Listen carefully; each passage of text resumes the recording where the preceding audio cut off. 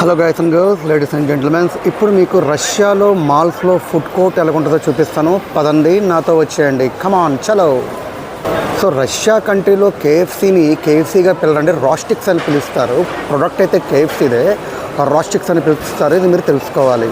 రెండో విషయం ఏంటంటే, మీకు బర్గర్ కింగ్ కూడా ఆ పేరైతే ఉండదు, వేరే పేరు మీద ఉంటుంది. అది కూడా చూపిస్తాను.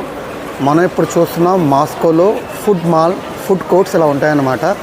చూస్తున్నారు కదా, మొత్తం ఆ యొక్క దేశపు జనాలు ఫుడ్ని ఆస్వాదించడానికి ఆర్డర్ ఇచ్చుకున్న తర్వాత లైన్లో క్యూలో వెయిట్ చేస్తున్నారు. అండ్ ఇది మొత్తం సిట్టింగ్ ఏరియా అండి. మీకు తెలిసిందే, ఇదంతా సిట్టింగ్ ఏరియా. ఫుడ్ ఆర్డర్ తీసుకున్న తర్వాత వాళ్ళు వచ్చి ఇక్కడ ఫుడ్ తింటారు.